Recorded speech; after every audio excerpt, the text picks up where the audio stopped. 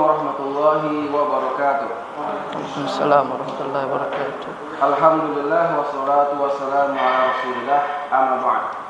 Baiklah, sedang pandang tentang program Takhusus Usul Fiqh atau Miftahul Usul. Pertama adalah misinya menyebarkan ilmu usul fikih melalui pembelajaran dan pengajaran yang disertai pemahaman mendalam dan penguasaan pada keduanya. Jadi kita mencoba menggabungkan antara teori dan praktek. Yang kedua, misi kita mencetak pakar yang memiliki kompetensi keilmuan, terutama dalam melakukan istinbat dan istidlal. Yang ketiga, visi kita meluluskan ahli di bidang usul fiqh serta meningkatkan tingkat kemampuan dan keterampilan dalam beristidlal dengan kaidah usul untuk meningkatkan pengetahuan. Kemudian acara kita ini merupakan program dari Majelis Tarjih dan Tajdid PWM Sumbar, yang mana kita memiliki 5 program. Yang pertama itu adalah menyebarkan flyer harian berupa kutipan ayat dan hadis. Itu biasa di-share ke grup-grup WA. Kemudian yang keduanya mengadakan kajian pekanan yang berupa yang sekarang ini mengaji usul fiqh. Yang ketiga, kajian bulanan. Kita mendatangkan para buya-buya kita di PWM Sumbar, ya, para pakar-pakar, profesor, doktor, untuk melakukan kaderisasi di takwa minimal sekali sebulan. Dan tema yang kita bahas adalah tema-tema yang memang dibutuhkan untuk melakukan melakukan pemahaman lah terhadap din. Kemudian di Takhusus Usul Fikih ini kita membahas 3 buah kitab. Yang pertama, kitab Usul min Ilmi Usul karangan Syekh Ibnu Utsaimin rahimahullah. Yang mana kitab ini merupakan kitab yang insyaallah mudah memahaminya karena bahasanya mudah dicerna dan juga efektif bagi para pemula dalam belajar. Yang kedua adalah kitab Syarah Al-Mahali Waraqat. Ini merupakan bentuk syarah terbaik dari Imam Juwaini. Kemudian yang ketiga, Al-Luma' fi Usul Fiqh. Ini yang untuk level menengahnya nanti. Kemudian kita nanti juga akan mengadakan ujian. Jadi berkaitan dengan kehadiran, minimal kehadiran 75% agar bisa ikut ujian. Yang kedua, peserta yang izin bisa mengganti dengan absen dengan cara membuat latihan. Jadi bagi yang absen nanti diberikan latihan. Dan nanti kita juga akan merekam kajian ini dan bisa dimerojah di rumah. Kemudian bagi yang tamat, kita berikan sertifikat yang dikeluarkan oleh MTT PWM Sumbar. Dan syarat lulus adalah nilainya minimal 60. Apa gunanya sertifikat itu? Yang pertama, untuk beasiswa kader. Kita peruntukkan bagi pendidikan ulama tarjih Muhammadiyah yang ada di Yogyakarta, di Makassar, di Medan, dan di Solo. Kita bisa mengadakan kerjasama dengan mereka dan PWM Sumbar memberikan rekomendasi bagi adik-adik yang mau kuliah di sana secara gratis. Yang kedua, kita juga memberikan fasilitas berupa rekomendasi bagi siapa saja yang nanti ingin kuliah di Timur Tengah. Karena di Muhammadiyah ini PCM-nya hampir ada di semua negara. Di Saudi ada, di Mesir ada, Turki ada, Libya ada, Maroko ada, Sudan ada, Yaman ada. Pokoknya hampir di semua negeri ada PCM Muhammadiyah.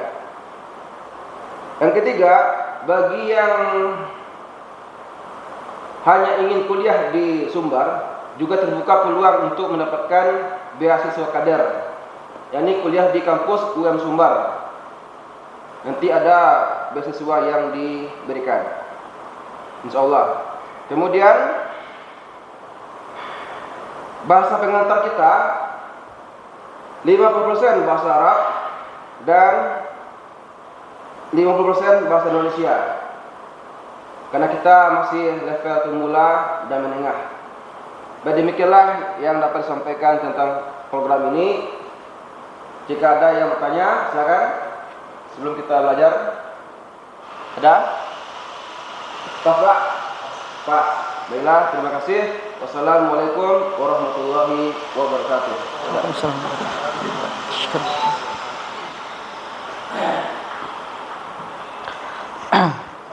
Mulai ya, Bapak. Bismillah. Assalamualaikum warahmatullahi wabarakatuh. Alhamdulillah wa kafa wassalatu wassalamu ala nabiyina al-mustafa wa ala alihi wa man ihtada. Ashhadu an la ilaha illallah wahdahu la syarikalah wa ashhadu anna Muhammadan abduhu wa rasuluh. Allahumma salli ala Muhammad wa ala ali Muhammad. Baiklah Bapak-bapak, kita mulai pertemuan kita yang pertama atau perdana di pembahasan usul fikih itu.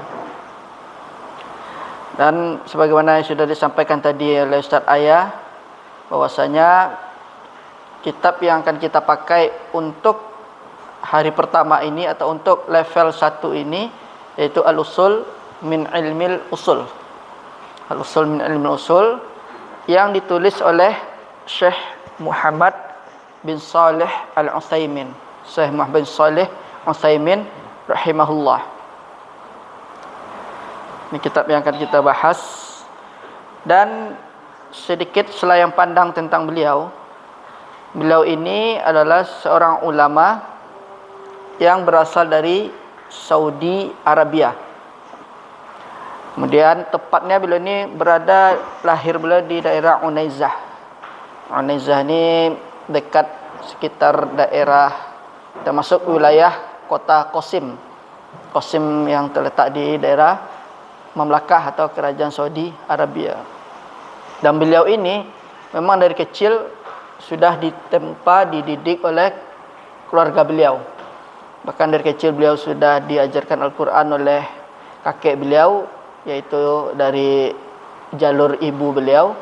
Kemudian dan beliau juga berguru dengan para ulama di sana. Di antara guru beliau yang terkenal itu adalah Syekh Abdurrahman bin Nasir As-Sa'di, yang terkenal dengan kitab tafsir Taisir Karimir Rahman. Dan beliau termasuk guru utama beliau. Kemudian beliau juga belajar dengan Syekh Abdul Aziz bin Baz rahimahullah, dan semua guru beliau itu sudah wafat. Dan beliau juga karir beliau juga mengajar di Ma'had Ilmi di sekitaran Riyadh. Dan kemudian beliau mengajar pernah di Madinah dan di sekitaran daerah wilayah Saudi Arabia.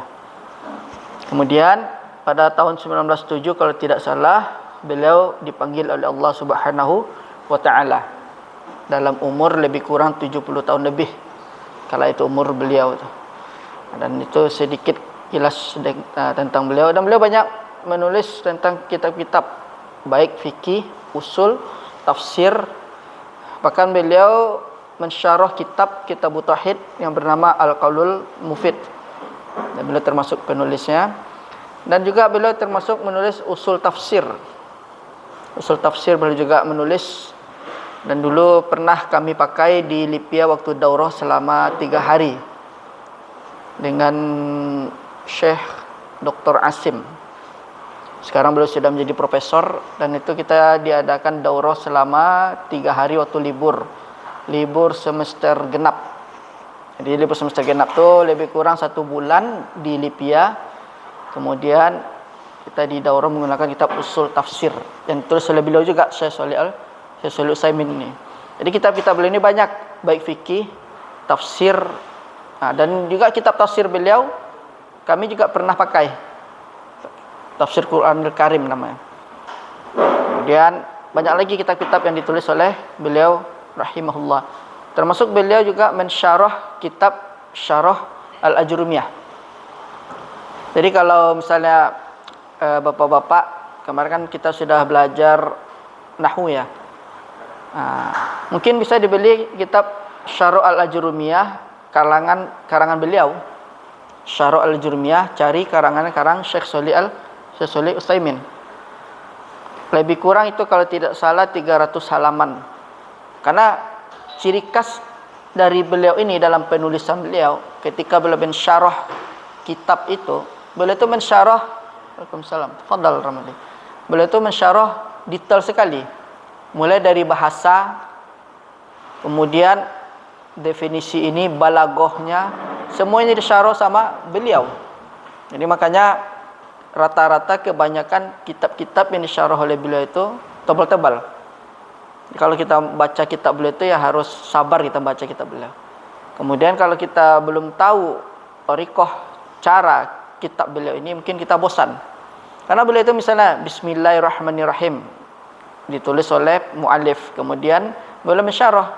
Bismillah itu dijabarkan satu persatu oleh beliau, baik dari sisi i'rabnya, kemudian dari sisi ini lafaznya. Bahkan dengan kalimat bismillah atau lafaz bismillah itu bisa satu halaman beliau mensyarah. Kemudian nanti masuk mukadimahnya innal hamdalillah, beliau juga disyarah sama beliau. Itu ciri khas dari penulisan beliau. Tapi cocok buat kita yang penuntut ilmu itu cocok menggunakan kitab beliau itu. Jadi wawasan kita makin luas dari sisi nahwunya, balaghahnya, kemudian dari sisi bagaimana istidlal, pengambilan dalil. Jadi secara tidak langsung dalam kitab beliau itu, meskipun kitab beliau itu tidak yang di usul fikih atau di kitab-kitab lain, kita seakan-akan diajarkan thariqah pengambilan dalil dari kalimat mukadimah beliau itu saja itu. Itu pembahasannya luas komplit beliau itu. Itu ciri khas dari beliau itu. Kemudian itulah sekilas pandang tentang Syekh Shalih Utsaimin. Ya, bagi ingin beli kitabnya, banyak kitabnya insyaallah beliau. Bahkan Riyadhus Shalihin pun ada yang beliau syarah.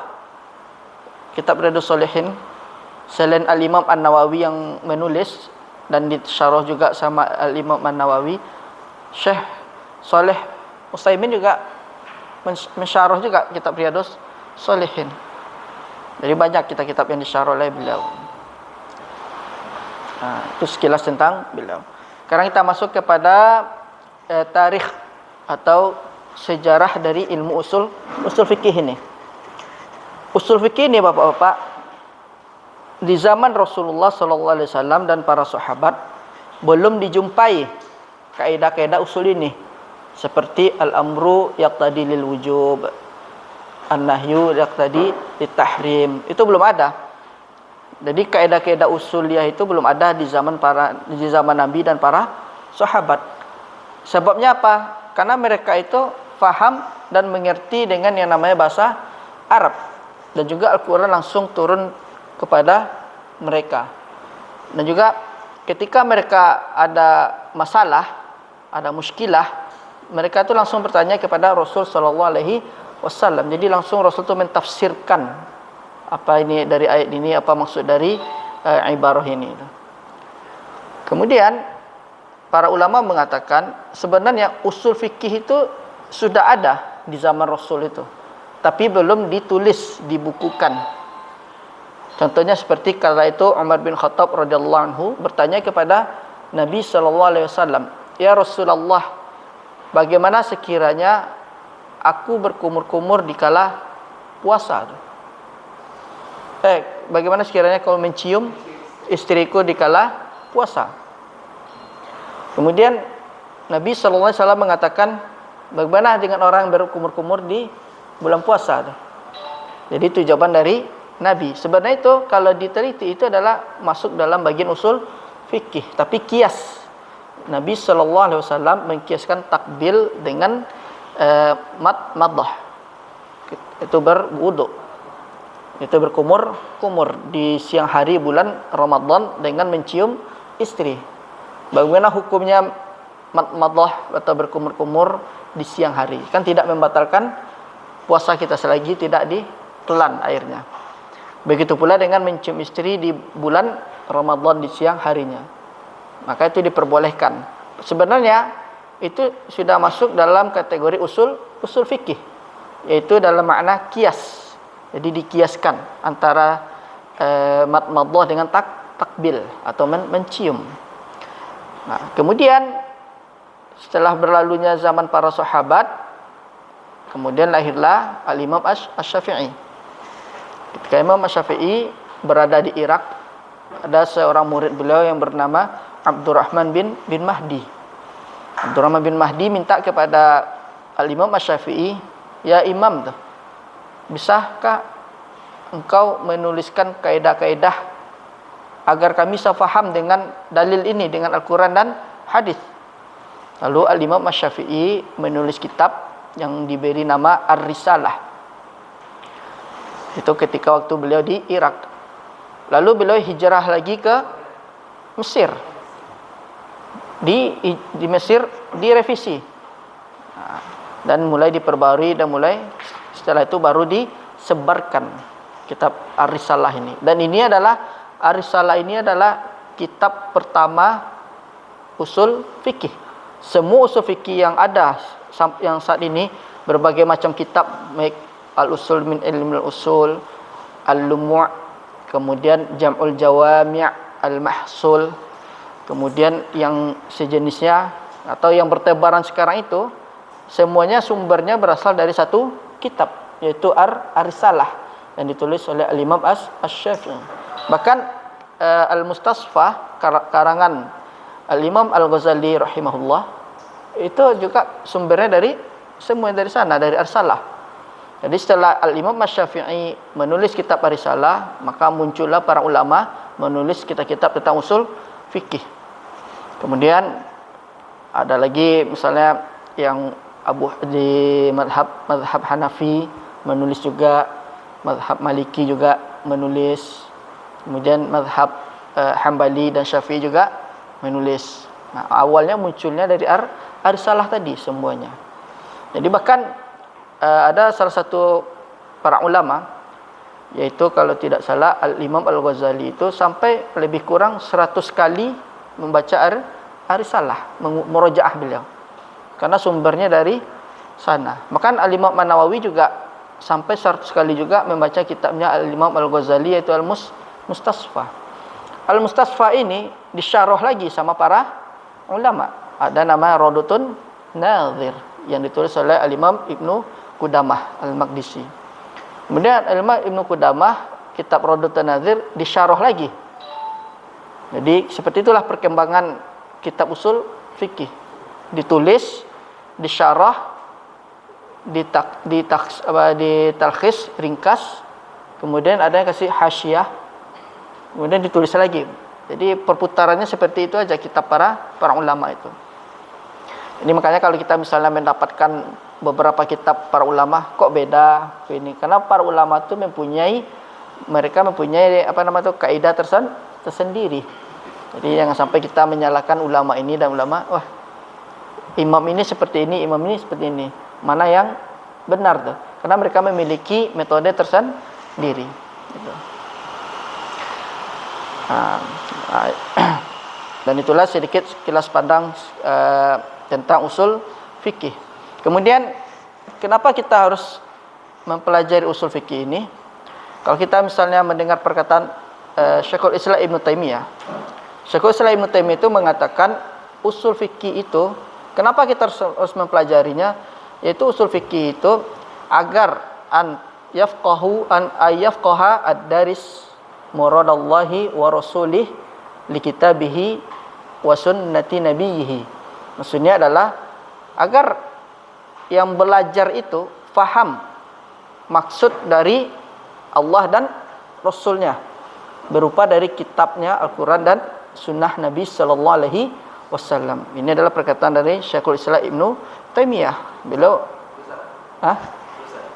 tulis, Ustaz, kenapa kita harus belajar usul fikih? Ada apa, Ustaz? Dalam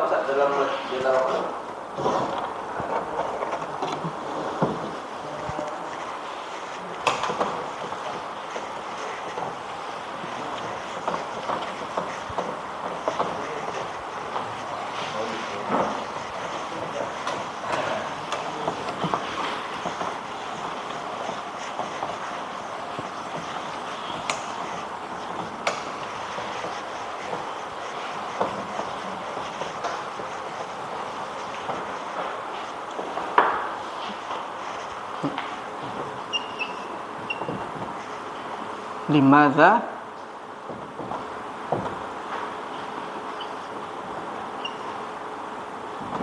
nata'alam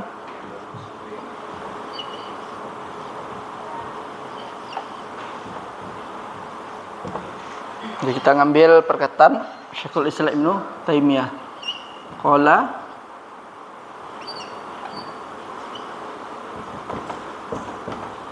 Syekhul Islam Ibnu Taimiyah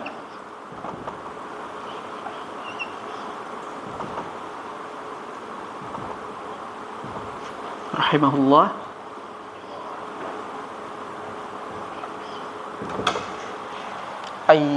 ayyafqaha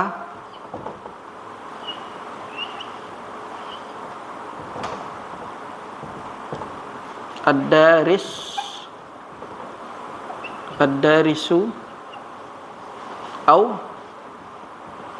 al-muta'allimu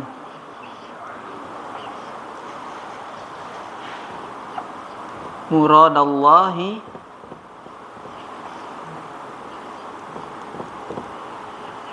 wa rasulih di kitabihi wa sunnatihi.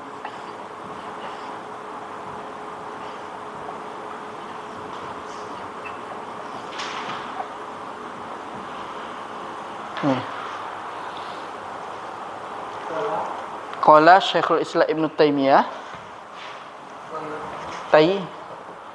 rahimahullah. Kenapa kita harus belajar usul fikih? Yani ayyafqaha ad-darisu au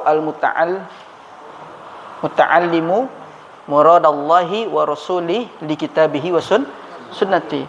Apa maksudnya di sini? Agar kita faham, mengerti maksud Allah dan Rasulnya yang terdapat dalam kitab dan sunnahnya. Yakni misal Allah subhanahu wa ta'ala memerintahkan kepada kita solat, aqimus solah atau zakah. Kenapa Allah subhanahu wa ta'ala memerintahkan kita solat dan membayar zakat? Itu kan namanya kan dalilnya dalil ijmali, tafsili. Nah, jadi dalil khusus dia tentang membahas tentang perkara solat. Tapi kita tidak tahu kenapa hukum asalnya kok solat itu diperintahkan oleh Allah subhanahu wa ta'ala. Misal kita ambil contoh aqimu solat.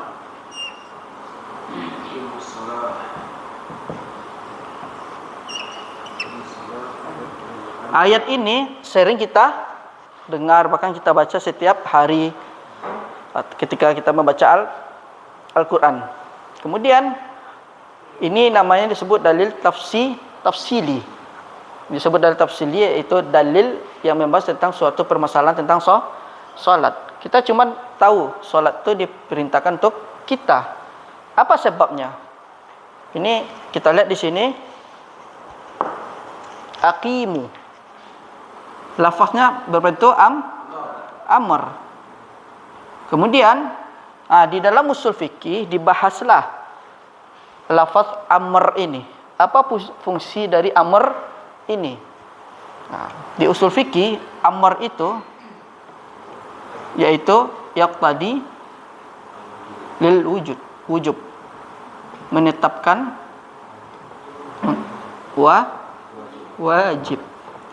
Di dalam usul fikih al-wujub ini dinamakan al-hukmu.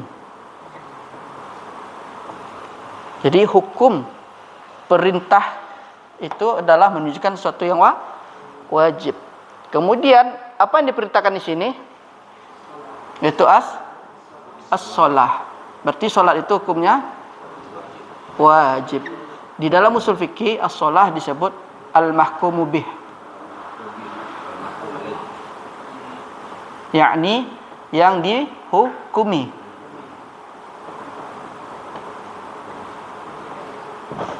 Ini dia. Jadi dari sini, dari usul fikih kita tahu kalau solat itu memang wajib. Karena di sini ada lafaz berbentuk amr. Amr ini dalam usul fikih yang tadi lil wujub. Jadi wujub ini melahirkan adalah sebuah hukum dari yang ini.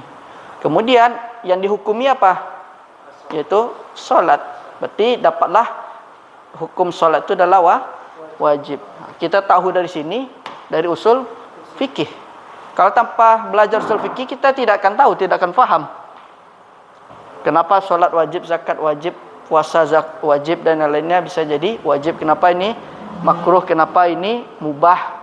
Itu semuanya di usul fikih. Nanti di usul fikih ada yang dibahas tentang al-adillah al-ijmaliyah, yaitu dalil secara global, yaitu al-am wal khas, kemudian mutlak, muqayyad, mujmal, mubayyan, nasikh wa mansukh. Semuanya itu dipelajari di usul fikih. Karena usul fikih itu kita mempelajari dalil. Ini dalilnya maksudnya ke mana nih? Arahnya ke mana nih? Apa hukum yang dilahirkan oleh dalil tersebut? Bagaimana nanti kita. Kemudian kalau kita belajar usul fikih, nanti kita tidak akan taklid. Kalau kita sudah punya kaidah dan pegangan, kita bisa beristinbat dengan sendirinya.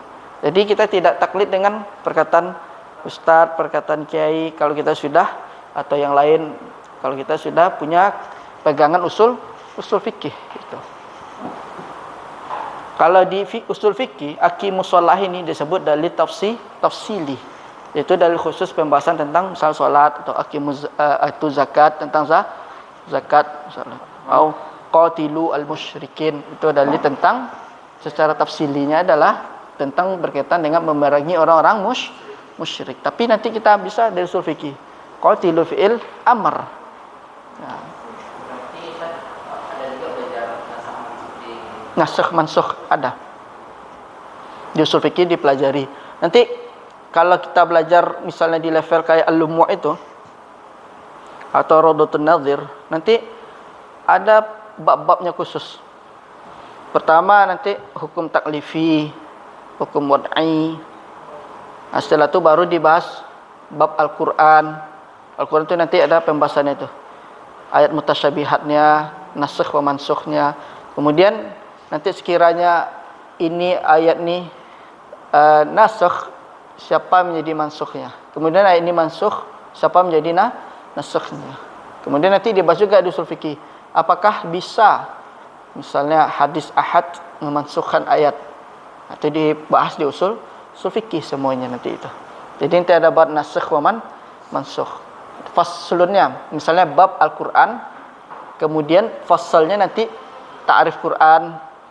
Kemudian ayat-ayat dalam Quran terbagi dua, mutasyabihat, muhkamat. Kemudian nasikh wa mansukh. Begitu pula dengan nanti bab pembahasan hadis atau as-sunnah, ta'rifnya, fungsinya sunnah ni apa. Sampai nanti bab ijtihad sampai ke ujungnya itu. Kalau yang di usul min ilmi usul ini kita mempelajari secara global saja, dasar-dasar usul fikih. Apa itu hukum wad'i, apa hukum taklifi, apa itu am khas. Jadi nanti tidak ada kita dipelajari di sini am wa khas itu kalau dimasukin ke sini gimana hukumnya? Apakah perbedaan pendapat dari para ulama? Nah, ini. Paling hanya sekedar mengenal secara global saja. Insyaallah. Sudah catat Bapak-bapak? Ini fungsinya kita belajar usul fikih. Dan juga faedah dari usul fikih ini banyak sekali. Dia faedahnya sangat besar sekali. Fadal.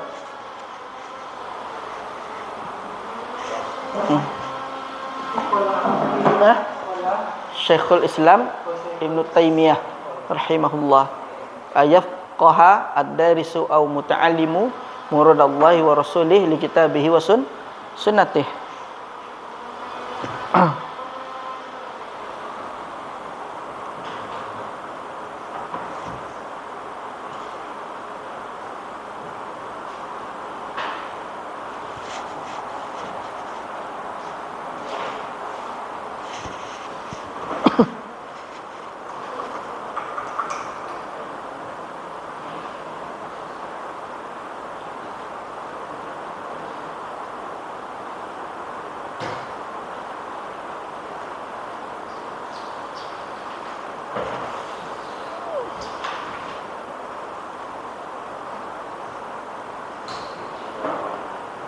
Kelas nuasil.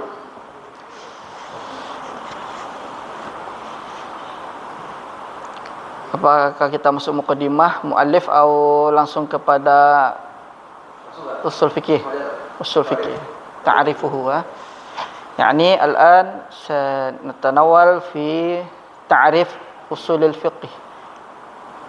Dalam kitab ada, sudah dapat kitabnya Ustaz? Semua?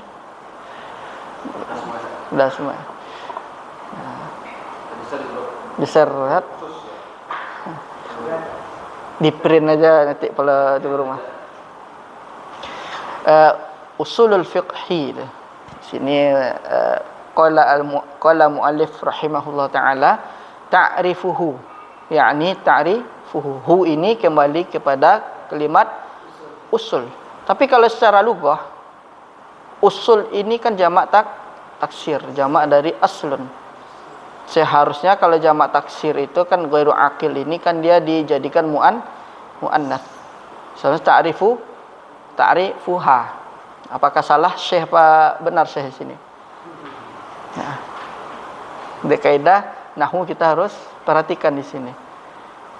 Jadi harusnya ta'rifuha. Nah, Syekhnya benar, ta'rifuhu. Berarti kita yang salah. Kenapa ta'rifuhu? Usul ini dia bentuk jamak, tapi makna hu ini dikembalikan kepada kalimat aslinya, ya aslun. Itu. Makanya ta'rifuhu. Nah, jadi bukan syekhnya yang salah, tapi kitanya yang belum sampai di sana. Kemudian qala al-muallif rahimahullah, usulul fiqhi. Ada kitabnya Ramadi? Man ladaihi kitab? Falyaqra. Mawjud indaka kitab? Naam, tafaddal iqra lana ya Ramadi. Naam. Tafaddal Pak. Kita mumarasah al-lughah.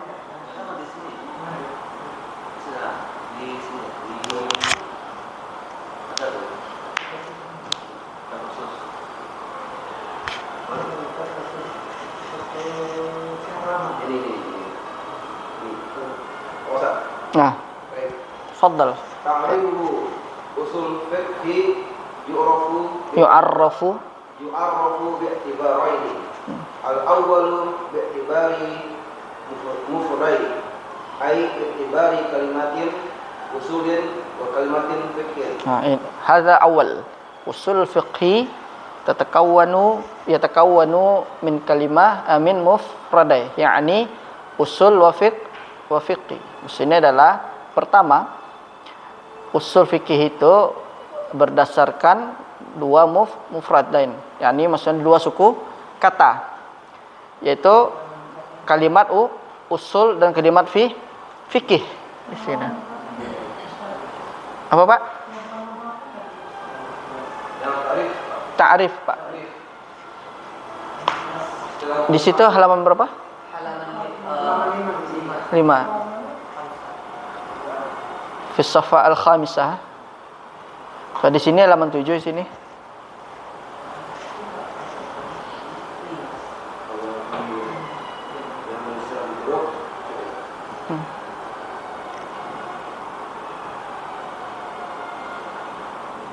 Halaman 5 Pak. Usul fiqh ta'rifuhu.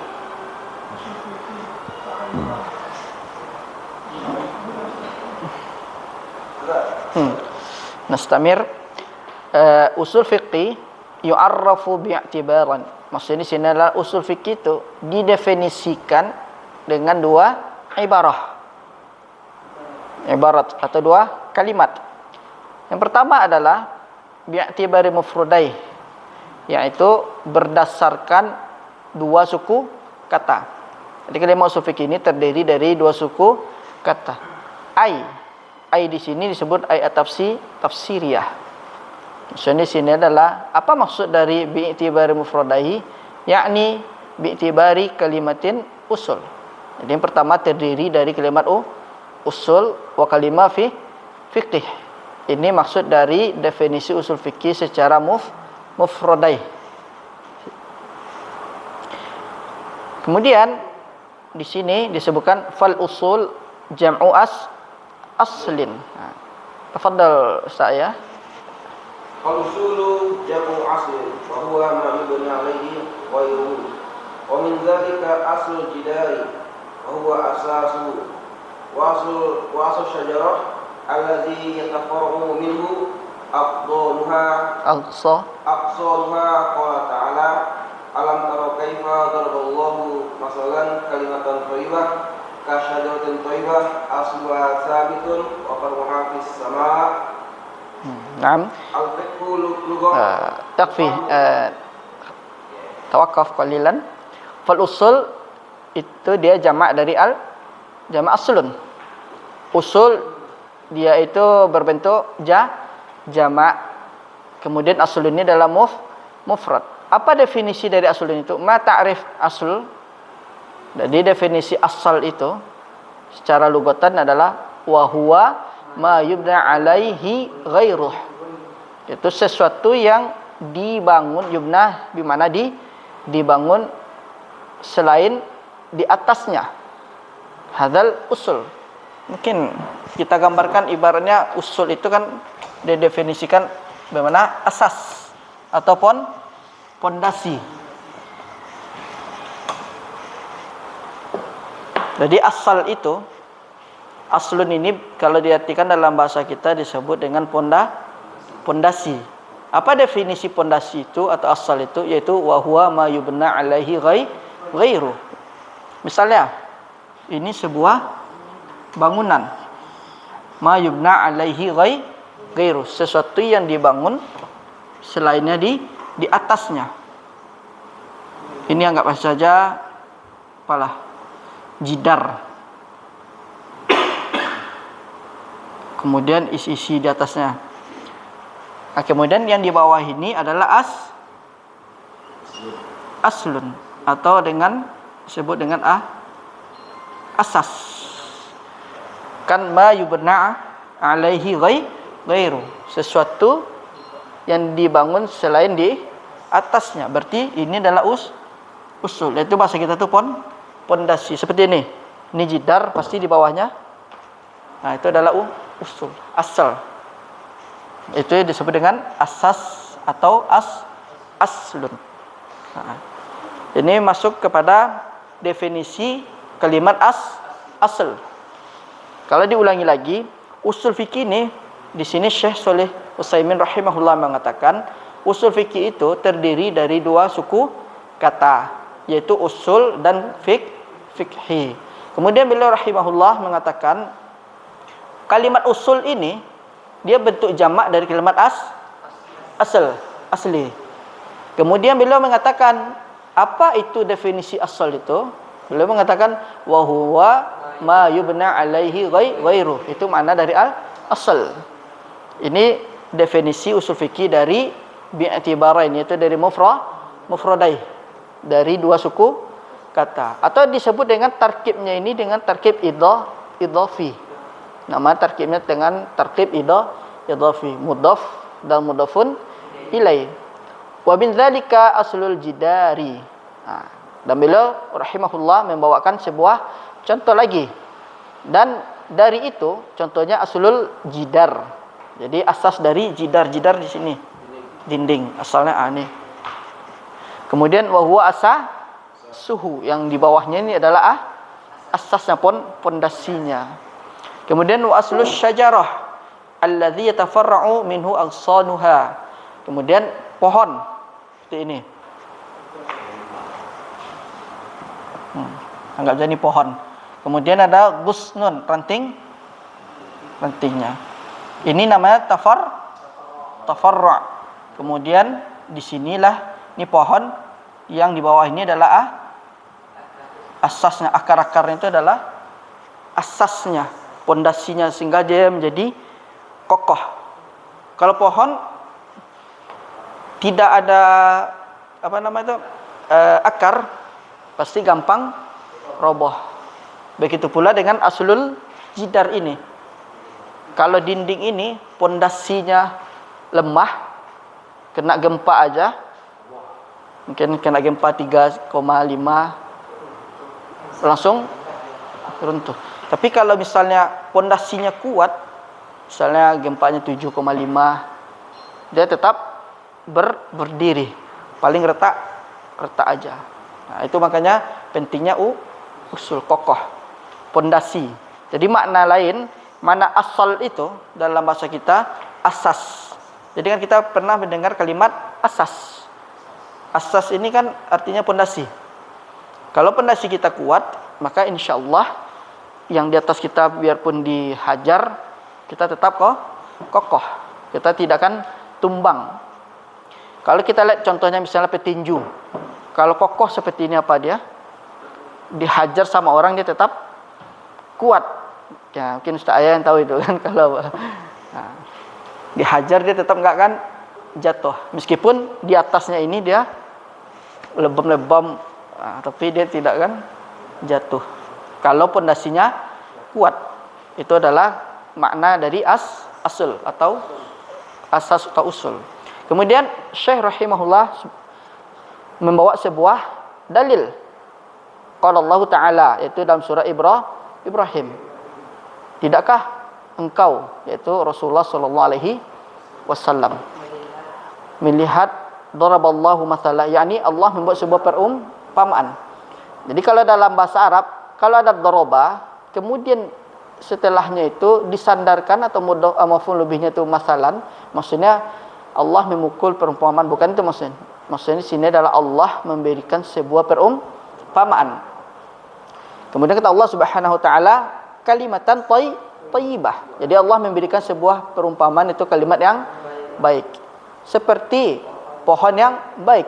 Asluha thabitun wa far'uha fis sama. Ini dia asluha thabitun nih. Usulnya kokoh, far'uha fis sama ini. Ini Allah Subhanahu wa taala memberikan sebuah perumpamaan.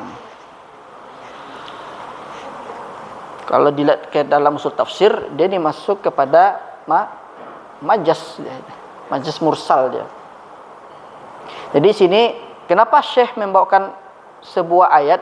Sebenarnya ayat ini adalah penguat dari makna definisi aslun atau asas. Jadi kalimat aslun ini yang dimana diartikan dia kokoh kuat itu di dalam Al-Quran itu sudah disampaikan, dijelaskan oleh Allah Subhanahu wa taala dalam surah Ibrahim ayat 24. Itu maksud dari ayat ini. Jadi Syekh, kalau diulangi lagi, Syekh rahimahullah membawakan ayat ini sebagai penunjang, sebagai penguat dari makna definisi dari asl atau asas. Sampai sini faham Bapak-bapak? Fahim?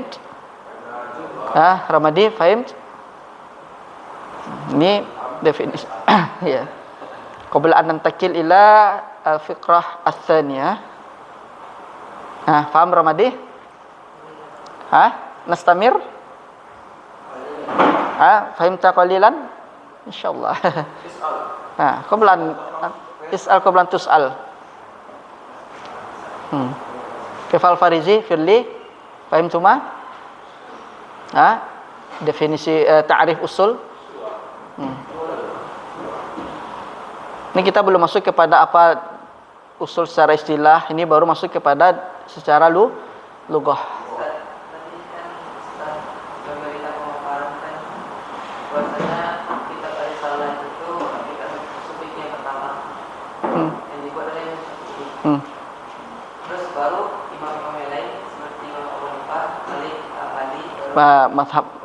Mazhab mereka.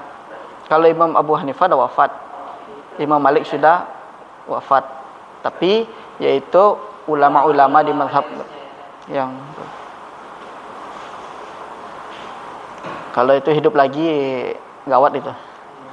Dia Edo Tensei mereka. Itu sudah ada Edo Tensei dulu.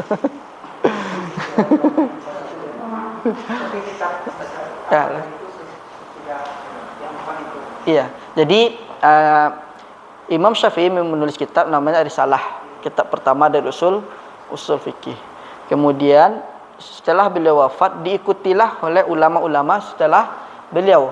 baik dari ulama mazhab Hanafi maupun mazhab Maliki, Syafi'i dan Hambali.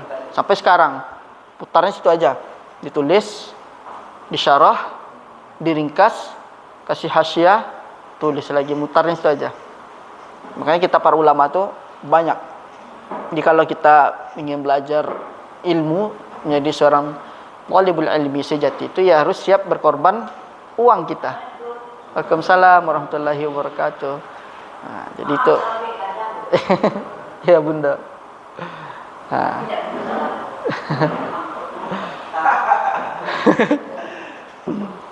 Fadhal Ramadi.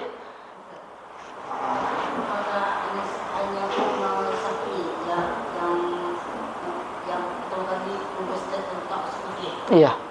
Beliau yang menulis pertama kali kitab usul fikih. Jadi kalau Imam Syafi'i itu belum menulis.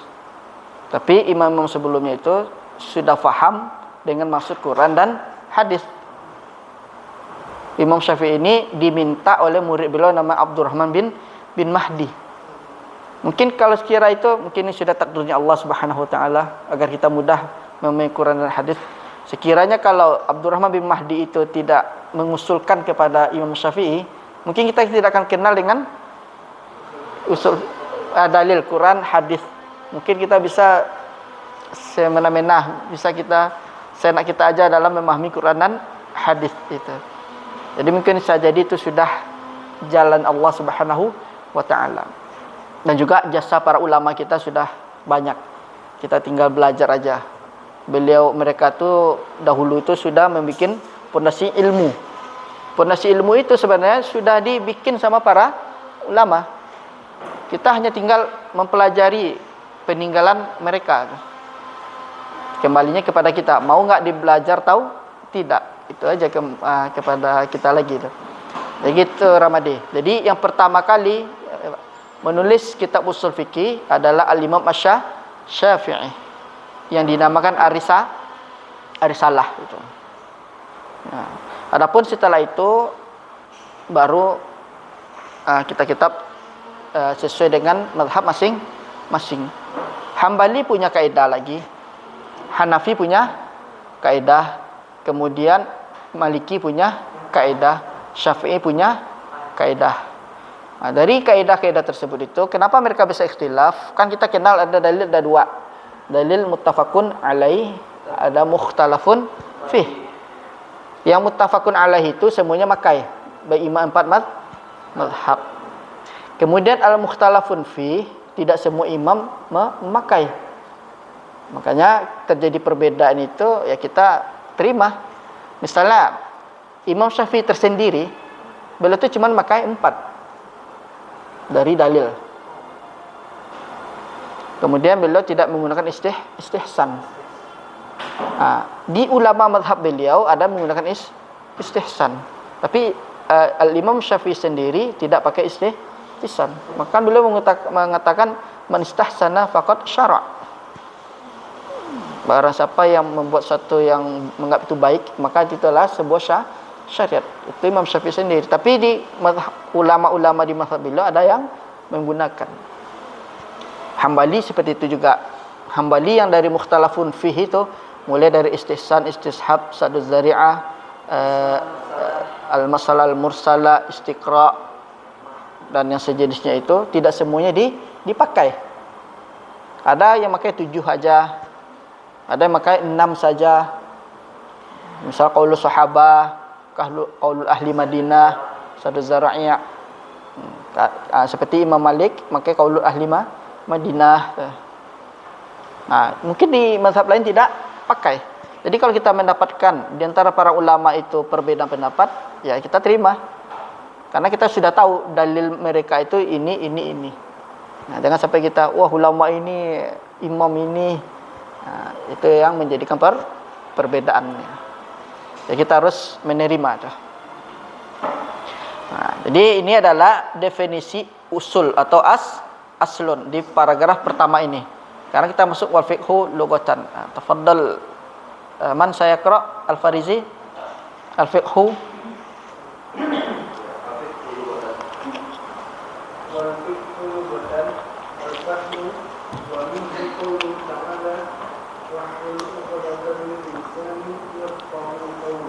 Wal fiqhu lughatan. Limadha? Hah? Limadha nasabna lughatan? Kenapa sebab wal fiqhu lughatan? Kalau secara biasa apa susunannya? Hah? Yang satu ma'rifah, satu nakirah. Mubtada dan khabar aslu. Nah, tapi dibaca wal fiqhu lughatan. Kenapa sebabnya? Karena di sini aslinya seperti ini. Atau apa saja al-fiqhu, al-hadithu, at-tafsiru, lughatan, istilahan.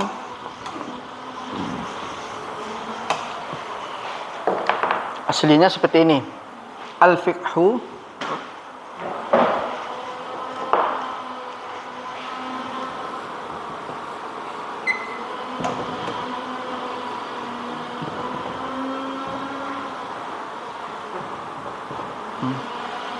apa saja yang didefinisikan al-hadithu, at-tafsiru, apalagi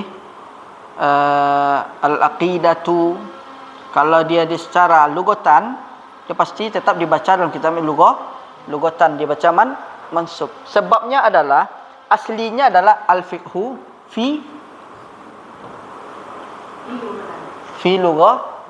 lughatin. Ada kalimat fi, berarti khabarnya khabar syibhi jumlah, ya kan? Tapi di dalam kaidah nahwu dihapus huruf fi-nya. Kemudian fi dihapus, kemudian berubah menjadi fathah atau mansub. Dinamakan ini namanya naz'ul khafdi. Naz'ul khafdi. Mana naz'ul khafdi? Yaitu naz'anya mencabut atau mengangkat. Artinya di sini adalah dihapus, dihilangkan huruf khafadnya, yaitu huruf fi. Makanya seharusnya al-fiqhu fi lughatin. Kalau ada salah satu huruf jar, kalau diangkat, dihapus, dihilangkan, jadi dia menjadi lughatan. Namanya naz'ul khafdi. Jadi dicabut, dihilangkan huruf khafat, huruf khafatnya. Dan kita juga pernah mendengar al-khafdu wal jarru, ya kan? Al-khafdu dan jar. Al-khafdu ini istilah dari mana? Kufah atau Basrah? Kan ada di kalangan nahwu itu ada dua yang terkenal, dari Kufah satu, yang dari Basrah. Istilah khafdu atau al-jarru itu kalau di sisi makna dia sama, yaitu dia huruf-huruf jar. Akan tetapi ada di antara Basrah dan Kufah yang menggunakan al-khafdu wal jar. Nah, al-khafdu ini siapa yang pakai? Basrah atau Kufah? Kufah. Di mana kita tahu? Ya, ini ada fa. Kufah. Tulisannya seperti ini. Kufah. Nah, itu ciri khas kalau misalnya istilah-istilah nahwu ada fa, berarti itu kaitannya dengan kufah. Kemudian al-jarru. Istilah mana? Basrah. Di mana kita tahu? Ada ra. Tuh, mengenalnya. Jadi kalau ada istilah-istilah di dalam nahwu ada fa, ada ra, bisa kemungkinan Kufah atau Basrah, itu perbedaannya. Yang paling banyak kita pakai al-khafd, berarti mazhab Kufah. Seperti matan al-Jurmiyah al-Masan Haji itu di dalam kitab beliau menggunakan kalimat khafd. Nah, berarti beliau penganut mazhab Kufah. Jadi ada dua mazhab yang terkenal di nahwu itu Kufah dan Basrah. Jadi kalau misalnya baik di nahwu kita temukan ada istilah-istilah tapi ada salah satu huruf fa atau ra, berarti kita sudah pastikan ini mazhabnya Kufah atau mazhabnya Basrah. Nah, itu.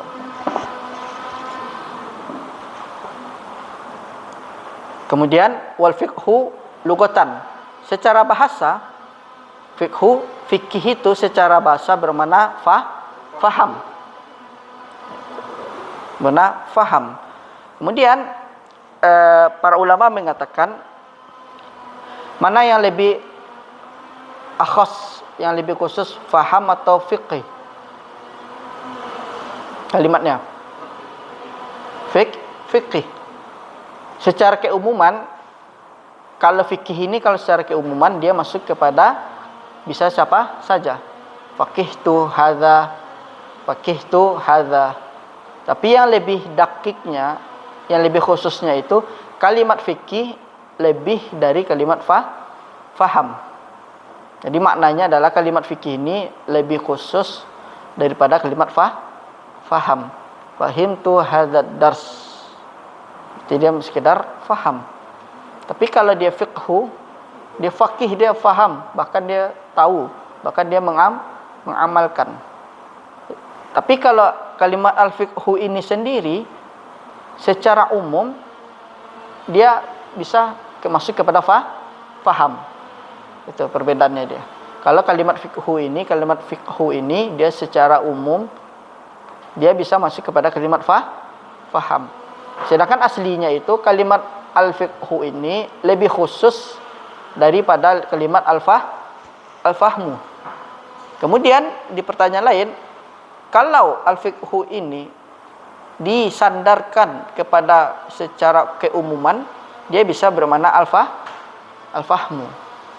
Sebetulnya Syekh rahimahullah mengatakan wal fiqhu lugatan bermakna al-fahmu. Kemudian kata beliau, wa minhu qauluhu ta'ala wahlul 'uqdatam min lisani yafqahu qauli. Mana syahidnya di sini?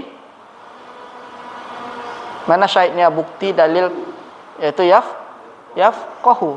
Di sini Syekh rahimahullah mengatakan Syekh membawakan kalimat wahlul 'uqdatam min lisani yafqahu qauli ini sama dengan surah Ibrahim ayat 24 sebagai penegas dari apa yang beliau sampaikan. Itu beliau mengatakan al-fiqhu itu lugatan bermakna al-fahmu. Kemudian beliau membawa surat Toha ayat 28. Dan syahidnya di sini adalah yafqahu qauli. Di sini yafqahu ini adalah syahid atau dalil dari kalimat al-fiqhu. Jadi kalimat al-fiqhu ini bukan saja datang dari syekh sendiri, bukan dari penulis sendiri. Tapi kalimat al-fiqhu ini sudah ada di dalam kalimat Al-Quran. Jadi itu masuk dari ayat surat Toha ayat 28. Jadi misalnya kalau kita berbicara dalam bahasa Arab, kita membawakan suatu kalimat, ya kan? Kemudian kita menjelaskannya kepada yang lain. Untuk memperkuat apa yang kita sampaikan itu, kalimat atau kata tersebut, bawalah perkataan Al-Quran, hadis atau syair. Itu lebih kuat itu. Jadi kita tuh tidak mengada-ngada ketika berbicara. Jadi kalau kita kembali sedikit menyinggung kepada bahasa, kalau kita mengatakan misalnya raib, kita mengatakan raib itu kan artinya kan ragu-ragu. Agar kita tidak dibilang sama orang sembarangan ngomong bawa Quran. Dalikal kitabul la raib. Kalimat raib itu adalah yang kita sampaikan tadi. Itu masa berna syakkun atau ragu gitu. Nah, biasanya ulama lughah seperti itu. Ketika mereka menjelaskan suatu kalimat kosakata atau mufradat tersebut, mereka itu selalu membawa dalil, baik itu di Quran, hadis maupun syair-syair Arab. Karena kalau kita belajar bahasa Arab tidak cukup nahwu dan saraf, harus ada namanya al-adab dan al-balaghah. Itu sebagai penunjang memperkuat apa yang kita ucapkan, apa yang kita sampaikan. Gitu. Makanya Syekh di sini rahimahullah seharusnya karena ini lil ibtidain untuk para pemula, seharusnya Syekh itu cukup tidak membawa dalil saja. Al-fiqhu lugatan sama dengan al-fahmu. Tapi Syekh di sini, Syekh rahimahullah membawa ayat sengaja untuk memperkuat apa yang diucapkan. Jadi beliau itu tidak mengada-ngada. Jadi kalimat al-fiqhu itu memang sudah ada di dalam Al-Quran. Itu masuk dari dalil ini itu. Fahim Bapak Ibu?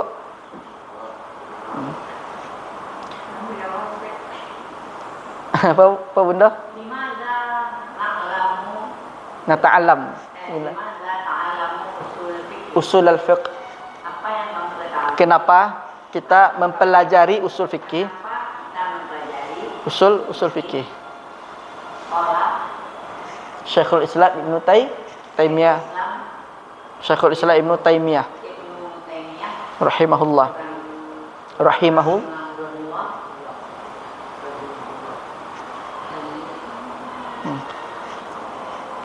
Nastamir Wasil Al-Farizi. Wasilahan معرفة الأحكام الشرعية العملية بأدلتها التفصيلية.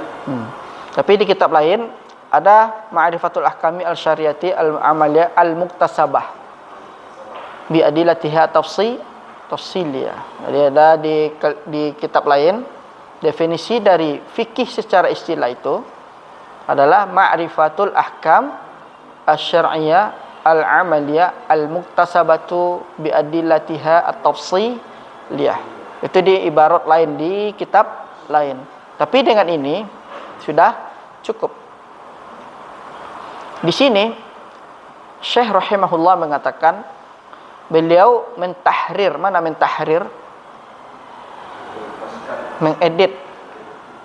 Aslinya adalah al-amaliyah ini aslinya adalah usuliyun. Para usuliyun itu mengatakan tafsir fikih itu secara istilah itu adalah makna fikih secara istilah adalah ma'rifatul ahkam asy-syar'iyyah al-far'iyah. Ya. Tapi di sini Syekh mengatakan menulis al-amaliyah.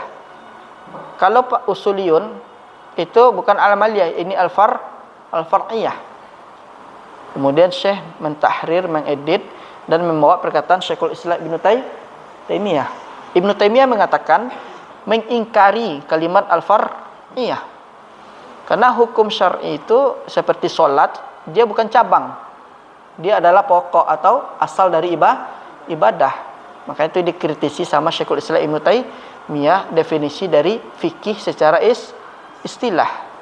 Makanya Syekh rahimahullah menulis Ma'rifatul Ahkami Syar'iyyati Al-Amaliyati bi adillatiha at-tafsiliyah. Ini adalah definisi dari fikih secara istilah.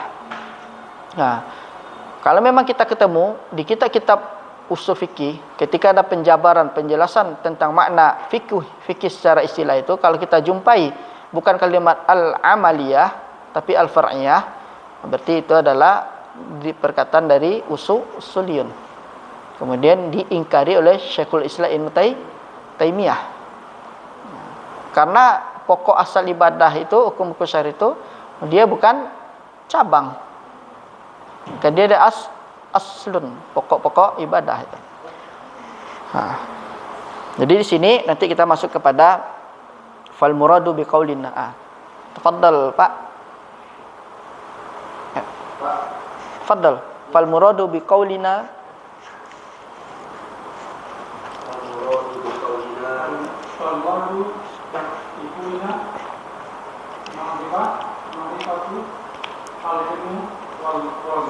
ya.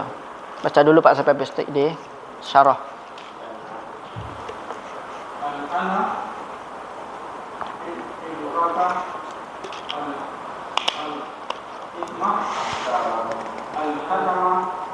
Al-Ahkami.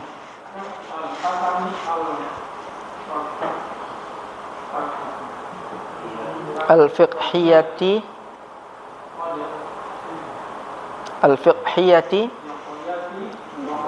qad yakunu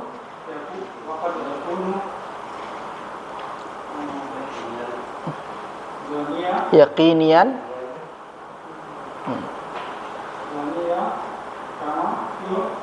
wa qad yakunu dhanniyan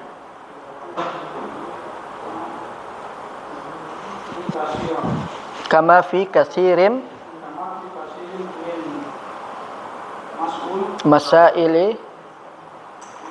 masaili al-fiqhi. Jadi sini fal muradu biqaulina, maksudnya adalah maksud dari ucapan kami ma'rifah. Di sini Syekh rahimahullah ingin menjelaskan di dalam kitab ini apa itu definisi maksud dari ma'rifah. Jadi fal muradu biqaulina maksudnya adalah maksud perkataan kami yaitu ma'rifah itu adalah al-ilmu wa dhann. Ini maksudnya. Jadi Syekh mengatakan ma'rifah itu adalah al-ilmu wa dhann. Persangka. Nah, akan tetapi kalau di Waraqat itu Al-Imam Al-Juwaini, Al-Imam Haramain Al-Juwaini, ma'rifah itu beliau mengatakan cuman al-dhann. Tapi di sini Syekh rahimahullah menjelaskan ma'rifah itu dia adalah berupa al-ilm wal dhann. Nah, kalau diingat jangan sampai lupa, ma'rifah itu terdiri dari al-ilmu wal dhann. Itu definisi ma'rifah menurut Syekh rahimahullah.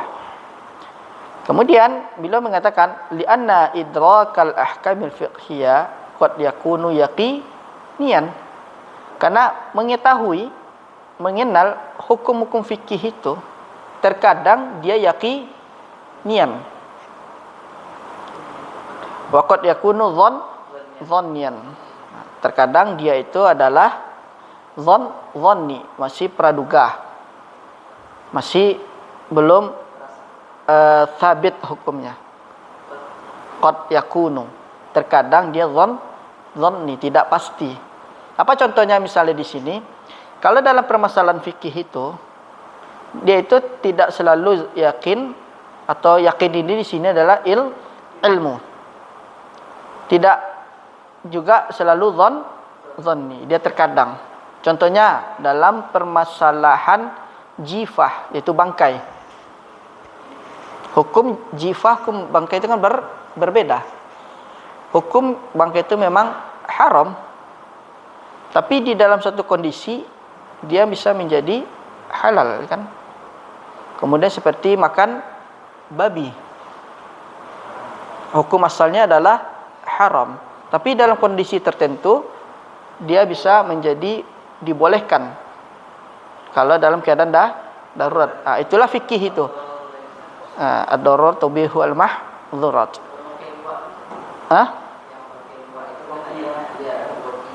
Luak. Itu masih perkara dhann. Ya. Karena setiap perkara fikih itu dia perkaranya kepada ijtihad. Bisa dia yakin, bisa dia dhann. Jadi kalau kita masuk ke dalam ranah fikih, berarti kita masuk kepada ranah ijtihad para ulama. Dan kita juga tidak boleh keras ke dalam masalah fikih, karena dia masih dhann, bukan perkara ilmu itu kan sudah pasti, yaitu ya'lamu yaqinan, dia tahu dengan yakinnya itu. Nah, itu perkara dalam ijtihad. Kemudian kan ini kan perkara ijtihad dan dhann. Padahal kan di dalam Al-Qur'an kita dilarang untuk dhann. Ya kan? Iyattabi'una ila dhanna. Inna ba'da dhanni ismun. Kalau misalnya datang pertanyaan. Di fikih kok ada dibahas dhann, dibahas ilm. Kan orang kadang ada yang aneh nanti itu. Padahal dalam Al-Quran itu iya, inna ba'da dhanni ism, atau iyattabi'una ila dhanna, ya kan? Bagaimana kita menjawabnya? Menjawab seperti ini. Dhann di sini adalah perkara ijtihad, bukan dhann yang dimaksud oleh Allah Subhanahu wa taala yang masih praduga, yang bisa dapat mendatangkan sebuah dosa. Tapi dhann di sini adalah yaitu perkara ijtihad para ulama, yaitu para ulama yang berkompeten, memiliki kredibilitas yang sangat kuat mereka itu, maka mereka boleh berijtihad dalam suatu perkara, dan itu pun harus ada kaidahnya. Jadi tidak sembarangan untuk berijtihad, dan mereka ini juga berijtihad dasar-dasarnya dari Al-Quran, hadis, kemudian ijma' dan qiyas dan dalil mukhtalafun fih. Itu. Nah, itu maksud dari dzan di sini. Di itu misalnya kalau ada jawaban kenapa para ulama kenapa di sini ditulis kalimat dzan. Sedangkan berprasangka itu kita tidak boleh, gitu kan? Nah, itu dari maksudnya. Kama fi katsiri min masailil fiqh. Sebagaimana banyak dalam permasalahan-permasalahan fikih. Nah, di sini Bapak-bapak Ibu, kalau masalah fikih ya lapang dada kita.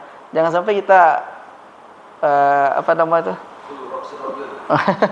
Godok-godokan kan, sampai bunuh-bunuhan, sampai cela kalau masalah fikih itu. Nah, ini bid'ah, ini sunnah, jangan sampai seperti itu karena dia masih perkara fikih. Jadi kalau kita masuk ranah fikih berarti masuk ranah ijtihad. Dah berlapang dada. Yang tidak boleh itu dia nanti perkara akidah baru kita boleh. Nah, misalnya kalau dia apa namanya itu mencela Nabi, mencela Allah, itu jangan dibilang masalah ijtihad. Itu sudahlah masalah akidah. Itu boleh kita marah, boleh kita kesal, bahkan untuk bunuhnya aja dibolehkan sebenarnya itu. Karena dia sudah mencela Allah dan Rasulnya itu. Pada hukum masalahnya dibolehkan, cuman karena kita di Indonesia kan, nanti kena hukum Indonesia. Tapi kalau perkara akidah boleh kita marah. Tapi kalau masalah fikih kita berlapang dada. Mau pakai kunut, tidak pakai kunut, terserah itu.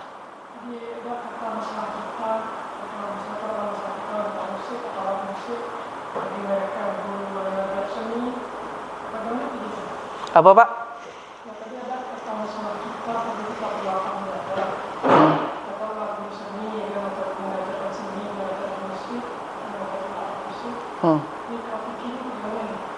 Kalau dari masalah fikih, sebagian para ulama itu mengharamkan alat musik itu. Mereka sebagian para ulama, kebanyakan para ulama kepada yang iya. Kalau apa kan? Pertama kita lihat dulu misalnya dalam permasalahan hukum musik dulu. Hukum musik itu jumhur ulama mayoritas, bukan jumhur, mayoritas. Ya, bukan ijma'. Kalau mayoritas ulama itu mengharamkan yang namanya musik. Ya, yang kalau di hadis Nabi itu alatnya itu. Alatnya itu yang diharamkan itu. Jadi yang musiknya itu kan belum ada di kita. Soalnya kalau kita belum mendefinisikan musik itu kan namanya normal. Iya. Yang soalnya di dunia ini ada alatnya. Kalau yang di hadis itu yang dipermasalahkan itu alatnya. Alatnya. Iya. Tapi kalau misalnya seperti dia bernagom, melagukan seperti para syair Arab dahulu, dia dinazamkan nama dia. Nah, kalau itu tidak masalah, dinasyidkan nama dia. Nah, misalnya biar mempermudah, seperti kan para penyair-penyair terdahulu kan dengan suara-suara dia mereka yang indah itu, tapi mereka tanpa alat musik itu. Jadi Nabi SAW itu mengharamkan di alat musiknya itu. Nah, kemudian boleh dipakai cuma dalam dua keadaan, dalam perang dan hari raya. Nah, tapi itu pun ada tertentu namanya tobel. Nah, seperti ya sejenis itulah. Cuman nggak kayak di ada dalam dua keadaan tersebut. Tapi kalau kita pengen menjelaskan kepada orang lain, kita mengambil jumhur ulama mengharamkan musik. Mayoritas para ulama. Tapi ada sebagian, mungkin 90% mengharamkan, mungkin sisanya itu memperbolehkan tapi dengan syarat. Tidak bebas seperti itu aja. Ada disyarat sama dia. Selama dia tidak melalaikan itu illahnya itu. Itu illahnya. Kalau yang dia saat ilah itu melalaikan. Ya. Kalau misalnya melalaikan itu baru haram. Itu makanya Muhammadiyah tidak mengharamkan musik. Iya. Dan ala-ala seni. Iya. Maka menggambar pun dibolehkan yang Muhammadiyah. Asalkan itu bukan untuk dibungkuskan. Iya. Jadi dari para ulama itu illahnya di sana dia. Illahnya itu melalaikan dia para ulama itu mengatakan. Hah? Iya, lalai gitu. Iya. Ini bagaimana nih? Hah? Lanjut mereka mempelajari dari awal ini. Iya. Ini dia harus mengajarkan secara Hmm. ada mungkin alat musik. Iya. Ini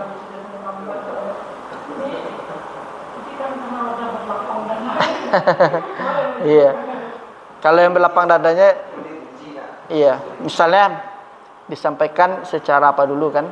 Kita kasih tahu hukumnya terlebih dahulu, sampaikan kepada orang tersebut.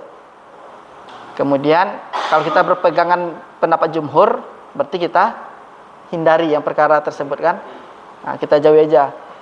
Sampai kita nasihati terus menerus. Kalau sekiranya kalau dia tidak mau berubah seperti itu, ya udah. Penting tanggung jawab kita sudah menyampaikan kalau ini Pak Bu ini. Bagi individu yang mengajarkan guru seni itu bagaimana sikapnya dan gurunya? Posisinya bersama terlihat seperti pegawai bank. Nah, secara guru yang mengajarkan yang kelihatan. Kalau Itu apakah dihilangkan dia alat musik kan ada seni yang jadi persoalan ketika ditemukan nanti kita harus mengajarkan kayak angklung. iya.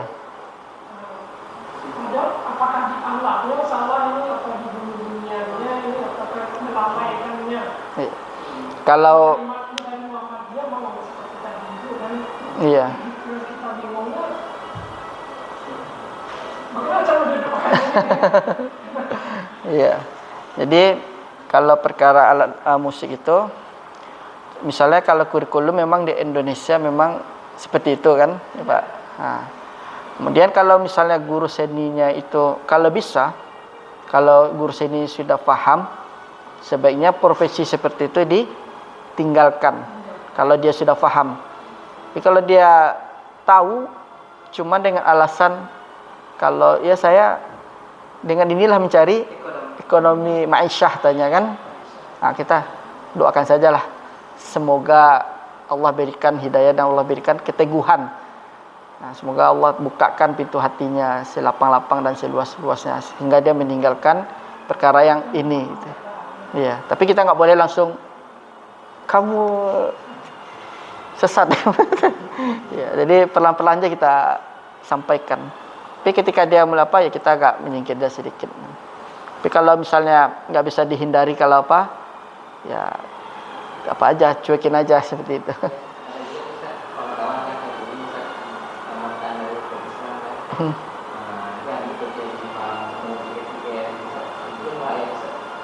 Yang lising-lising itu.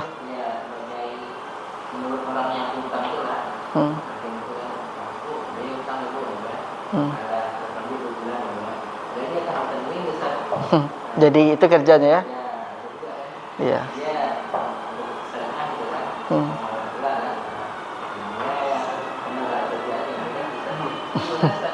Hah? Ya, berarti itu kan kalau dia sudah tahu hukumnya kan namanya jahil murakkab dia. Dia tahu tapi enggak apa kan? Ya. Iya.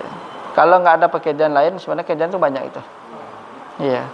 Berarti yang perlu diperbaiki di kita semua itu tawakul kita kepada Allah Subhanahu wa taala itu. Dalam cara kita mencari rezeki yang halal itu kan. Sebenarnya sih banyak sih kalau kita mau cari. Cuman kan pundi-pundinya kan tidak sebanyak yang itu kan. Nah, tapi kalau kita mencari yang halal tapi sedikit tuh mesti mendingan daripada banyak tapi dia riba ya kan. Nah, itu dia. Apa tadi Al-Hakam? Nah, ini definisi dari ma'rifah. Ma'rifah itu berdefinisinya ilmu wal dhann. Nah, itu masih prasangka. Kemudian Syekh juga menjelaskan ma'rifah ini sama al-ilmu. Al-ilmu lebih khusus, lebih tinggi derajatnya pada ma'rifah. Contohnya kalimat ma'rifah dia hanya di kalimat mahsus. Itu panca indera. Misalnya araftu hadza fulanan. Berarti dia sekedar mahsus, yaitu panca indera. Tapi kalau al ilmu, alimtu alimtu hadzal wudu'a. Saya mengetahui perkara wudu ini. Itu dia masuk kepada perkara al-ma'qulah. Jadi dia langsung dicerna sama dia. Tapi kalau ma'rifah ini perkaranya dia mahsus. Misalnya araftu atau hissi. Araftu hadza fulanan. Jadi dia melihat di panca inderanya. Di fisiknya, pokoknya di panca indera hissi. Kemudian kan al-ilmu ini dia alimtu hadzal wudu. Saya mengetahui perkara wudu ini. Karena dia bersifat makulah. Di akal kan, dia ditelaah, dicerna dulu. Ini dapat dalilnya, dikerjakan. Nah, baru dia tahu cara bagaimana berwudu. Makanya itu perbedaan dari ma'rifah dengan al-ilmu. Jadi mana paling tinggi antara derajat ma'rifah dengan ilmu? Yaitu lebih tinggi derajat al-ilm. Kalau ma'rifah dia sekedar tahu saja, karena tahu nampak. Tapi kalau al-ilm dia mengetahui, tapi akalnya juga dipakai. Dia dipikir, dita'amul sama dia kan, direnungi. Oh, ini cara berwudu yang benar dari Quran dan hadis. Ini perbedaan ma'rifah dengan al-ilm.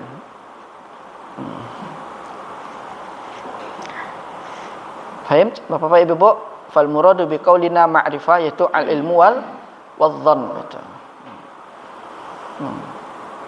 Wal muradu bi qaulina al-ahkam asy-syar'iyyah. Tafadhal. Man sayaqra? Firli. Wal muradu bi qaulina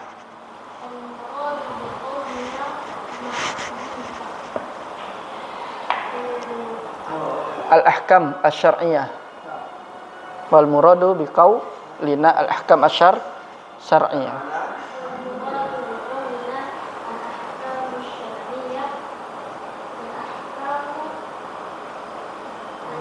Mutalaqqatu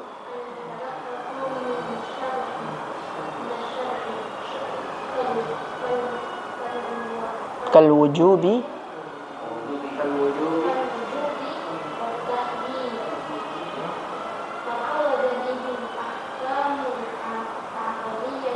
takliyatu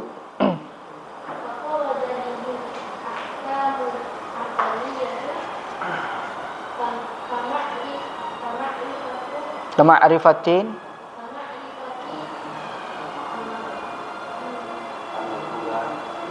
anna likulli akbara anna likulli akbara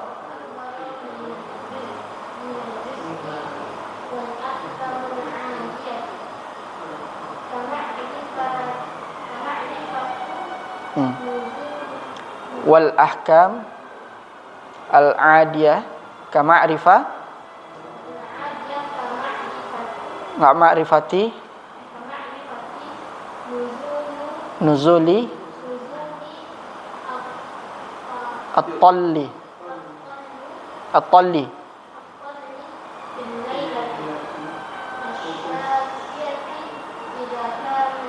jawu sahwan. Di sini Syekh rahimahullah mengatakan wal muradu bi qaulina, maksud dari perkataan kita kami al-ahkam syar'iyyah itu kata Syekh adalah al-ahkam al-mutalaqqatu minasy-syar', hukum yang berkaitan dengan syariat. Jadi itu definisi dari al-ahkam syar'iyyah. Apa contohnya seperti kal wujub wa tahrim wal mubah wal makruh. Itu semuanya adalah perkara-perkara syar'i, wajib, tahrim, kemudian mubah, makruh, sama mustahab, sunnah, mandub. Ini adalah perkara-perkara hukum syar'i. Itulah yang dimaksud dengan ma'rifah ahkam syar'i, yakni mengenal, mengetahui hukum-hukum syar'i. Apa itu hukum syar'i? Yaitu wajib, haram, mubah, sunnah, mustahab. Apa? Mustahab itu dia lebih dekat kepada mandub. Lebih mendekati kepada mandub.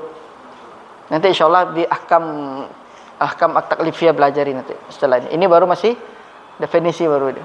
Itu berbeda penggunaannya fikih itu sunnah, kalau di usul fikih mandub. Kalau fikih menurut para fuqaha itu kan dikerjakan dapat pahala istilah. Misalnya di fikih kan wajib. Iya. Misalnya di usul mungkin fardu kan. Iya. Istilahnya itu. Kalau di fikih maka istilah sunnah. Nafal. Misalkan kemudian di usul fikih pakai mandub. Jadi kalau fikih semua usul itu beda istilahnya. Iya, terkadang sesuai peletakan dari para ulama itu. Di para ulama itu sebenarnya maknanya sama. Sama ya. Cuman muradifnya banyak. Jadi ulama usul mengatakan ini, ulama fikih mengatakan ini. Cuman nafsul makna. Kadang haram di mahzur kan. Ya, mahdzur. Kadang. Makanya ada kaidah ad-daruratu tubihu al-mahdzurat. Darurat itu diperbolehkannya yang dilarang. Kadang ada juga pakai kalimat mamnu'. Itu juga termasuk kalimat haram. Nah, itu diantara para ulama. Menurut tadkhin. Dalam rukah itu secara dalam bahasa Arabnya, Bu. Mamnu' tadkhin, no smoking. No smoking. Nah, di sini kita sudah paham hukum syar'i itu adalah hukum yang berkaitan hukum-hukum syar'i seperti wujub, tahrim, mandub, mubah, kemudian makruh dan yang lainnya. Bukan di sini Syekh mengatakan qal wujubi wa tahrim, bukan saja wujub dan tahrim saja hukum syar'i itu. Tapi adalah termasuk kategori mandub, mubah, makruh, mustahab dan sejenisnya. Jadi apa saja berkaitan dengan tadi itu maka dia hukum syar'i. Faqaraja bihi al-ahkamu aqliyah. Maksudnya di sini adalah tidaklah termasuk dari bagian hukum syar'i itu yaitu ahkam al-aqliyah, yaitu akal. Nah, ini bukan lagi dia kategori hukum syar'i. Seperti apa kata beliau? Kama'rifati anna likulli akbar binal juz'i. Seperti besar setengah itu lebih kecil dari yang besar atau sebagian, atau satu lebih besar dari setengah, dua lebih besar dari satu. Itu namanya hukum akliyah. Jadi di dalam Al-Quran pun tidak ada dibahas perkara yang seperti ini, karena dalam Al-Quran itu dibahas adalah hukum-hukum syar'i. Kemudian ada lagi contoh yang lain, misalnya ini bahasanya agak apa sedikit bahasanya orang ahlul kalam. Al-haditsu la budda lahu muhdits. Al-haditsu ini bahasa usul fikih seperti ini nih. Ini termasuk hukum akal. Al-haditsu la budda lahu muhdits. Mana hadis? Jadid. Di sini nama ijad. Jadi maksudnya adalah sesuatu yang baru itu, sesuatu yang ada itu atau mewujud, sesuatu yang ada itu seharusnya ada yang menciptakan. Khalik. Kan secara akal seperti itu. Pulpen atau ini pasti ada yang menciptakan. Jadi dia masuk kepada hukum akliyah, bukan masuk hukum syariah. Nah, di sini kan bisa kita membantah orang ateis itu. Al-haditsu la budda lahu muhdits. Ini istilahnya sebenarnya istilah orang ahlul kalam, filsafat ini. Jadi filsafat itu atau ahlul kalam ada juga sedikit masuk ke dalam usul, bukan sedikit, kebanyakan dia masuk mantik-mantik itu masuk kepada usul fikih. Ini al-haditsu la budda lau muhdits. Sesuatu yang baru itu dia pasti ada penciptanya itu. Kan secara akal ada. Kalau kita pakai hukum akliyah, hukum akal pasti masuk itu. Di dunia ini tidak akan mungkin ada dengan sendiri itu. Ya, sebab itu ada apa? Penyebabnya itu. Dikulis sababin sabab. Ini yang dimasuk dengan kata Syekh rahimahullah, fa kharaja bihi al-ahkamu aqliyah. Jadi hukum aqliyah ini bukanlah masuk dari hukum syar'i. Jadi bukan hukum syar'i. Kemudian diberikan contoh seperti ini. Al-haditsu la budda lau muhdits itu. Nah, ini enggak apa-apa dihafal, ini ibarah-ibarah yang mantap nih. Usul fikih itu ibarahnya itu keren-keren tuh. Iya. Kullu syai'in maujud. Nah, pikir segala sesuatu tuh ada. Elegan bahasanya. Itu bahasa-bahasa mantik itu. Kullu syai'in maujud. Segala sesuatu itu pasti ada itu. La budda lahu muhdits. Ya, muhdits.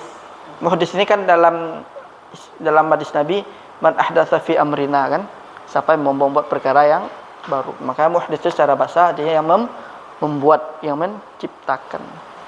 Makanya al-haditsu, ya al-haditsu ini kalau diapakan sesuatu itu yang dahulunya tidak ada, kemudian ada, yang ada ini, yang sekarang ada ini pasti ada penciptanya, menciptakannya. Seperti dulu nggak ada ini, siapa menemukannya ini? Tahun berapa mungkin? Abad ke-17 mungkin belum muncul. Nah. Sekarang mungkin tahun berapa? Abad 19 mungkin. Mungkin abad 19 muncul handphone, teman, kan bentuknya enggak seperti ini. Nah, berarti ini al-haditsu la budda lau muhdits itu. Nah, dia ini masuk kepada al-ahkam al-aqliyah. Nah, di sini kata Syekh rahimahullah yaitu fa kharaja bi al-ahkam al-aqliyah. Kemudian contoh yang lain Syekh mengatakan besar itu satu lebih besar dari dua, ya kan, setengah lebih kecil dari satu, itu semuanya masuk kategori hukum akal. Secara akal pasti kita akan menerima. Kemudian ini tambahan yaitu al-haditsu la budda lau muhdits. Nanti kalau belajar Raudatun Nazir itu banyak bahasa-bahasa kayak ini, ilmu bahasa mantik itu. Jadi membuat perumpamaan nanti dipakai seperti itu. Menjelaskan sesuatu, lafaz-lafaz di usul fikih itu, nanti para ulama membawa beberapa contoh menggunakan ilmu mantik. Wajhukal qarmatu tashbih itu. Ya, wajahnya seperti bulan. Itu mengatakan wajah cantik. Bulan kan cantik. Itu di balaghah itu. Apa? Kalamu baligh. Bisa baligh, kan baligh. Nah, itu.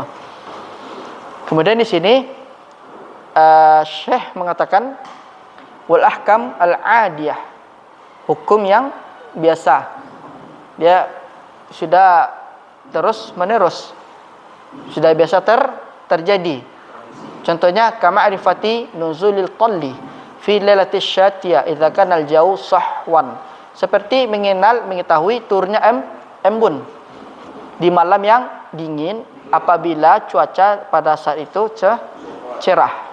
Nah, ini kan hukum adiyah, hukum secara biasa. Kemudian misalnya kalau di kita setiap berber biasanya hujan, kan? Tapi nggak tahu sekarang sudah kadang hujan kadang enggak. Biasanya itu kan setiap yang bulan ber pasti hujan. Itu hukum disebut hukum adiyah. Begitu pula dengan tiap malam yang dingin. Kalau malam itu dingin, pasti pagi hari ada embun. Kalau dengan syarat dia itu udaranya bersih cerah. Itu namanya al-hakam al-adiyah, yaitu yang sudah biasa terjadi dan memang sudah ada pembuktian. Misalnya kalau kita pergi ke mana? Tinjau Lawi. Setiap sore turun kembun atau kabut. Nah, itu kan sudah al-hakam al-adiyah. Biasanya jam sekian sudah turun kabut. Yang sudah biasa. Tapi dengan sebelumnya didahului dengan percobaan. Sudah diuji terlebih dahulu itu. Jadi dari sini bisa kita definisikan hukum itu ada 3.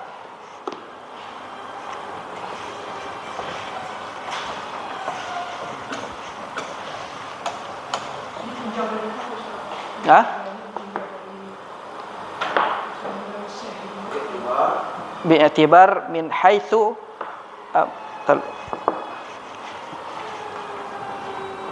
anwa'ul ahkam min haitsu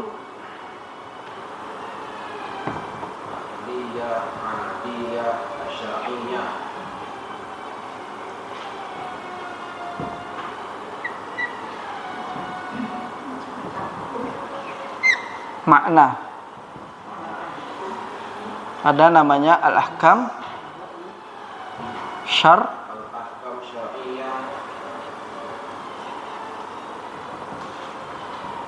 kemudian ahkam al-aqliyah,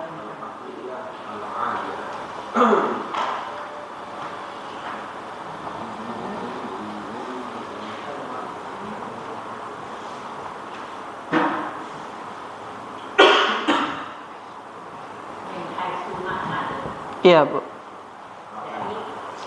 ditinjau dari sisi maknanya. Nanti ada hukum ditinjau dari sisi syariat. Ada hukum taklifi, ada hukum wad'i. Sama al-adiyah. Ini kalau akal ini yang sesuai dengan al-adiyah. Al-adiyah.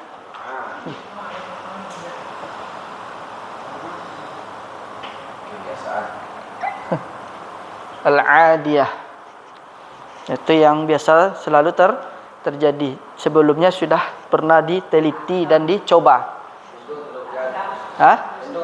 Tanah hujan, tapi tidak semua mendung selalu hujan. Iya. Jadi hukum itu ada 3 secara makna: syar'iyah, al-aqliyah, dan adiyah. Di sinilah bisa kita lihat dari penjelasan Syekh ini al-ahkam asyariyah, makanya hukum itu terbagi menjadi 3 secara makna.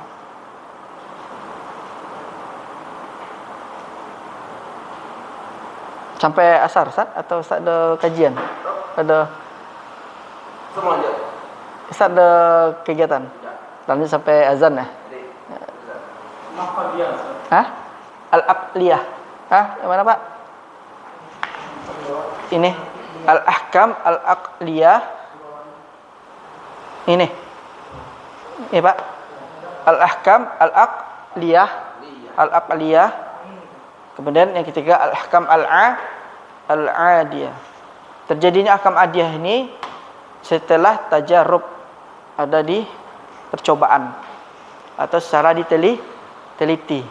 Ternyata setiap ini terjadilah suatu ini katanya. Ini Pak, al-ahkam al-aqliyah. Yang tadi 1 lebih besar dari setengah. Kemudian tadi al-haditsu la budda lahu muhdits. Sesuatu yang baru itu, sesuatu yang ada itu seharusnya ada yang menciptakannya itu. Masih sintonika. Iya, yang akliyah. Kalau syariah gampang, wajib, haram, mubah, sunnah, mandub. Nah, kemudian al-ahkam al-adiyah seperti tadi. Kalau malam dingin, cuaca cerah, pasti di pagi hari ada ada embun. Atau ada kata orang kan, biasanya kalau cuaca dingin di malam hari pasti di pagi hari panas. Nah, itu al-ahkam al-adiyah tuh. Kan terjadi al-ahkam al-adiyah setelah tajarub, setelah ada satu percobaan, setelah ada penelitian. Makanya ditetapkanlah setiap kalau ada tanda-tanda seperti ini, maka akan muncullah sebuah ini intinya. Sekarang gempa, surut air kan? Tsunami itu. Al-ahkam al-adiyah setelah ada diteliti.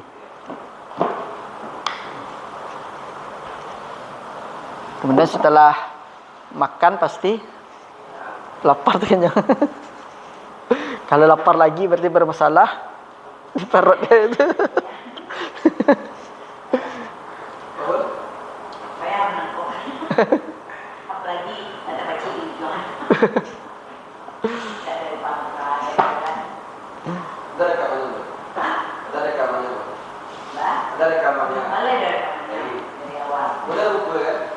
Udah buku juga? Ya. Udah di WA Prima, di grup Prima. Kena beli di apa Bunda? Shopee. 15.000 berapa Firizi? Baladi berapa beli? 15. Mau bisa sih hilang. Pesan-pesan kamu. Pesan sementara. Akan kosong-kosong sih kan. Oh, timer. 90 hari hilang dia. Settingannya tuh. Bisa disettingin. Bisa. 90 hari dia pasti hilang tuh. Hah? Berarti 90 hari. Ya, ada istilahnya ada seminggu. yang berarti kamu hilang Anda ditambahkan.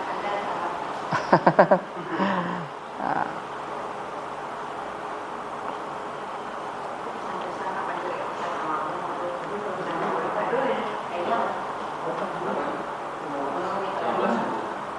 Di Shopee. Atau gini aja Pak, titip saya sama Ustaz Ayah. Iya, kasih duit ke Ustaz Ayah misalnya kan, titip pesan. Di mana, Pak? Di mana, Ustaz? Di mana? Di Mahat Zubair ada. Khusus untuk apa ini Ustaz? Iya, yang khusus fikih karena enggak banyak apa lah. Yang Takal Farizi itu mulai ribu Ustaz.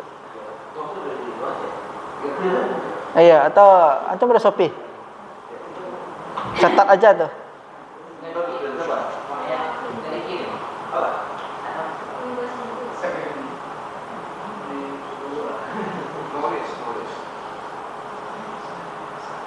Dulu doroh kami pakai itu dulu tuh.